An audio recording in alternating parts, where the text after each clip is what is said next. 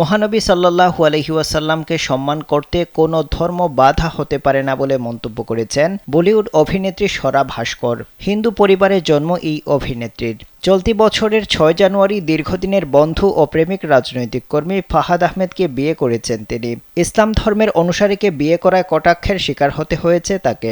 এবার ফাহাদের হয়ে মহারাষ্ট্রের নির্বাচনী প্রচারে বেরিয়েই সেই কটাক্ষের জবাব দিয়েছেন প্রেম রতনধন পায়ুখ্যাত অভিনেত্রী। স্বরা বলেন, মহানবী সাল্লাল্লাহু আলাইহি ওয়াসাল্লামকে সম্মান করতে কোনো বিশেষ ধর্মের হতে হয় না, যে কোনো ধর্ম থেকেই সর্বকালের সর্বশ্রেষ্ঠ এই মানবকে সম্মান করা যায়। তিনি বলেন, এটা সত্য যে তিনি হিন্দু পরিবারে জন্মগ্রহণ করেছেন এবং বড় হয়েছেন।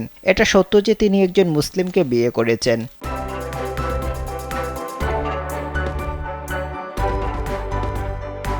কিন্তু তিনি পরিষ্কার করে বলেন, মহানবী সাল্লাল্লাহু আলাইহি ওয়াসাল্লামকে সম্মান জানানোর জন্য বিশেষ কোনো ধর্ম বা জাত লাগে না।